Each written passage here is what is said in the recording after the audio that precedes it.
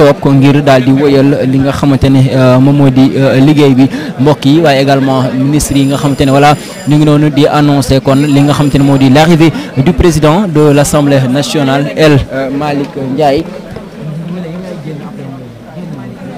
moom voilà l'arrivée du président El Malick Ndiaye mu ngi noonu kon ngir ñu daal di démarrer waat li nga xamante ne moom moo di séance bi kon li nga xam ne moo di séance bi dafay daal di reprendre rek kon ñu fas yéene leen ko daal di dëgtalaat comme li nga xamante ne mbokk yi noonee lañ leen ko defalee woon kon waxtaan yi dafay daal di wëy moom ci diggante député yi ak ki nga xamante ne moo di le premier ministre Ousmane Sonko ginnaaw ñenn si ñoom ñoo xamante ne jotoon nañu jël li nga xamante ne moo di parole ba noppi waaye kon li nga xamante ne moom moo di prise de parole yi dafay daal di wéyandu ñu bàyyi leen mbokk yi ngeen ànd ak ñun daal di teewlu li nga xamante ne moom moo di séance bi kon ci kanam tuuti incha allah ñu daal di dikkaat ak yéen ginnaaw li nga xamante ne moom moo di prise de parole député yi waaye également peut-être ak reprise de parole ki nga xamante ne moo di le premier ministre Ousmane Sonko jaa ngeen jëf.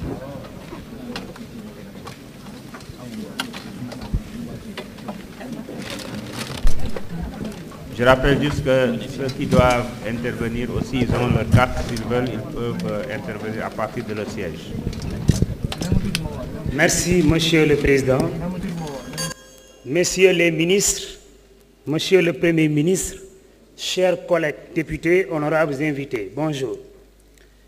Monsieur le Premier ministre, nous vous félicitons et on vous encourage pour la clarté de votre déclaration.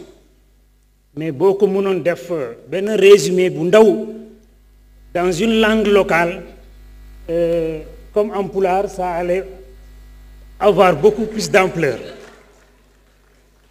Monsieur le Premier ministre, c'est avec inquiétude que je m'adresse à vous aujourd'hui pour évoquer la situation alarmante et désastreuse de l'éducation dans la zone sud.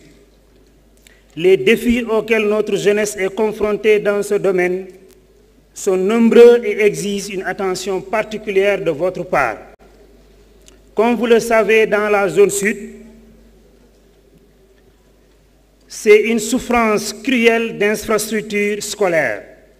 Les écoles sont souvent surchargées, mal équipées et dans un état de délabrement avancé. Ce manque de moyens matériels nuit considérablement à la qualité de l'enseignement dispensé et ça décourage les élèves et les étudiants. Vous l'avez énuméré dans votre déclaration avec ce faible taux de réussite et au CFE, et au BFM, et au baccalauréat. Monsieur le Premier ministre, je suis convaincu que vous êtes conscient de l'importance de l'éducation dans le développement d'un pays. C'est pourquoi je vous exhorte à prendre des mesures urgentes pour améliorer la situation de l'éducation dans la zone sud et à tous les niveaux.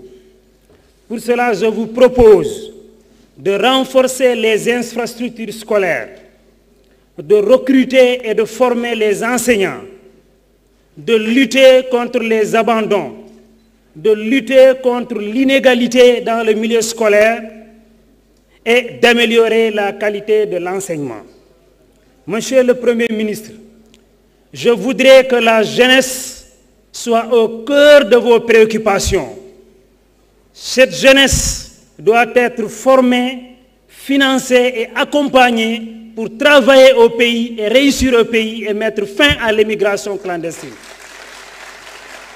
Monsieur le Premier ministre, en ce qui concerne le cas des enseignants, il faut revoir la situation des enseignants. Les enseignants ont des problèmes pour leur intégration dans la fonction publique, leur avancement et les impôts sur leur salaire et sur leur rappel. Bandirabe NMPU et Nani, déclaration président Ousmane, président, le Premier ministre. Mbo wiyo, mbo walla den ni na bantor den. Monsieur le Premier ministre, Koldan Nabe et Tchouli, université Mapé au Gasné, aéroport au Gasné, le dragage du fleuve amène au Minen Tchouli mbo assez pour Membawa Hen Wourde. Monsieur le Premier ministre, la boucle du Fogny et la boucle du MIF, c'est une préoccupation de la population. Monsieur le Premier ministre, le monde rural souffre énormément dans les domaines des infrastructures. Mbadi Mandinkol, ini Dionten, ini Kouranten, ini école bétonten, ini hôpital bétonten. Mbal Dani la Minna, nkanan kodi monde rural la, nganyatili monde rural la. Les Sénégalais comptent sur ce projet pour le développement socio-économique de ce pays. Beaucoup. Je vous remercie. Honorable député Abdou Karim Sall, vous avez la parole. Tahirou Sarr Manga Wadjal. Honorable Tahirou Sarr.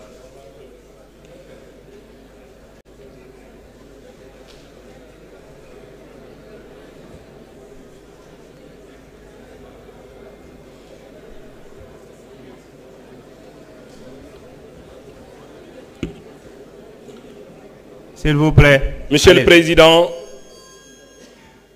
Monsieur le Premier ministre, Mesdames et Messieurs les ministres, bandiraɓe mi salmini on goto fof inde mum e yettore mum to woni eno woniri.